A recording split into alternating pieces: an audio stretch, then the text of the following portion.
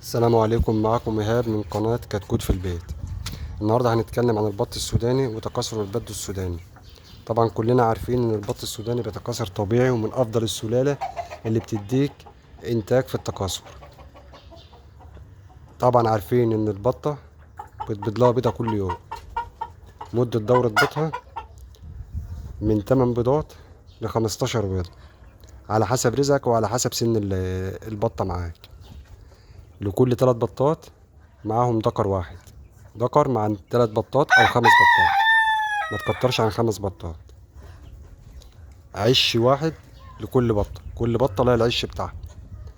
ولو عايز تراقد مثلا، لو في بطة عندك لسه مثلا نايمة بتبدأ إنتاج البيض، طبعا بيبقى بيضها ضعيف، ممكن تضيف بدل ما يبقوا مثلا معاك 15 بيضة، ممكن تحط 17، ممكن تضغطها ب20 ب21 على حسب مساحة القفص معاك. طيب، المساحة المناسبة للقفص اللي بتروض فيه البطة المفروض طوله 30 سنتي، ارتفاعه 40، عرضه 30. يبقى طول في عرض 30 سنتي في ارتفاع 40 سنتي، دي افضل قفص مناسب ليك لرواد البطة. طيب، اهم حاجة نتكلم عنها هي الاخطاء اللي احنا بنقع فيها واحنا بنراقد البط السوداني. طبعا البط السوداني بيرو الطبيعي مش محتاج اي تدخل مننا، غير شوية الاخطاء اللي احنا هنعالجهم دول اللي ما بناخدش بالنا منهم. وهما اول حاجة طبعا بيحتاج نظافة. اهم حاجة نظافة المكان ونظافة الفرشة اللي هو بيرود عليها. تاني حاجة عدم الازعاج، ما نسبب لهمش اي ازعاج في المكان نهائي. مفيش، ما يقعدش بقى كل شويه نقعد ندخل نشوف البيض ونبص ونشيل البط ونقومه من مكانه، هتعمل له ازعاج، هيسيب البيض ويقوم. تالت حاجه اللي هي كثره البط في مكان واحد. يعني ما اجيش مثلا احط في مكان عندي اللي انا بربي فيه، احط مثلا 7 8 بطات بيبيضوا. فطبيعي انت هتحط 7 8 بطات، صعب شويه انك انت تسيطر عليهم، ان كل بطه ترقد في العش بتاعها. هتطلع حضرتك هتبص هتلاقي بطتين راقدين في عشه واحده، 3 بطات راقدين في عشه واحده وسايبين قفص تاني. فيفضل ان انت هما معاك 3 بطات مع الدكر في المكان اللي حضرتك بتربي فيه. كل بطه لها العش بتاعها، لها البيض بتاعها بترود عليه. واهم خطأ بنقع فيه اللي هو ما عدم فر البيض، اللي احنا ما بنفرش البيض بعد البطه ما ترود عليه. طبيعي ان احنا بنطلع بعد البطه ما ترود باسبوع او ب10 ايام، بطلع افر البيض بتاعي. البيض السليم اللي فيه اخصاب بسيبه تحت منها، البيض اللي ما فيهوش كسر او اخصاب بشيله خالص من تحتها.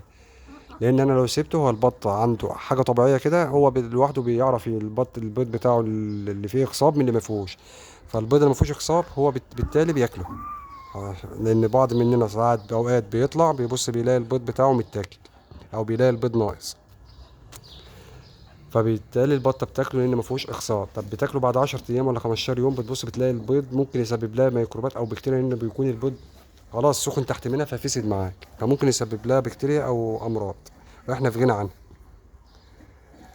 واهم حاجه ان احنا ما نربيش البط برضو مع يكون مع مثلا معاه فراخ بلدي او حاجه، لان الفراخ البلدي زي ما انتم عارفين ما بتقعدش ساكته، تطلع بتقعد تحب العيش وتقعد تنكش فيه، فبتقعد تنكش بقى في العيش بتاعها، فبتقوم البط وبتزعجه وبتبهدل البط تحت منها.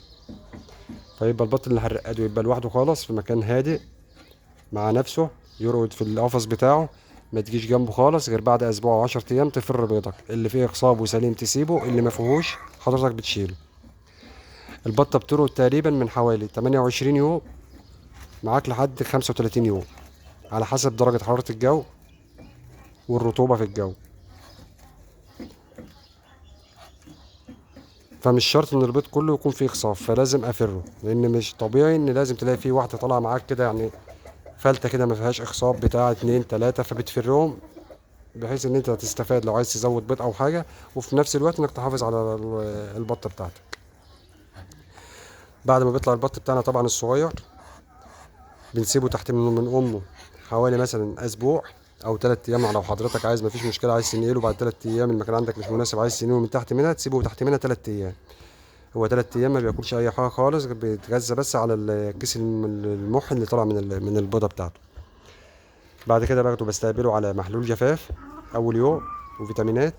بعد كده بديله مضاد حيوي لمده 5 ايام، بحيث لو هو طالع فيه عدوى ولا حاجه من الام سالمونيلا او بكتيريا او من البيضه، فبديله مضاد حيوي بقضي عليه كده من البدايه. بعد كده بتعامل معاه عادي خالص، بحط له البادي طبعا اول حاجه بادي بروتين 23% لمده شهر طبيعي خالص مع المضاد الحيوي على طول دايما 5 ايام بحط له مضاد حيوي، وبعد كده بديله ميه بيضه.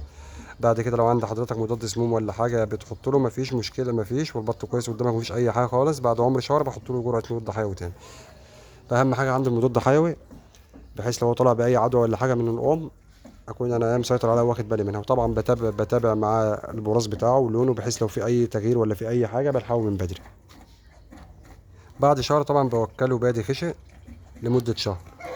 بعد شهرين طبعا بياكل بقى معاك اي حاجه، بتقلل له انت نسبه البروتين. عايز تجيب له بادي جاهز اللي هو 18% بروتين مفيش مشكله، عايز توكله زي ما بتوكل البط عندك مفيش اي مشكله خالص. هو طالما انت اسسته اول شهرين خلاص تمام، الدنيا معاك تمام، ما تقلقش منه، هيديك معاك تحويل كويس.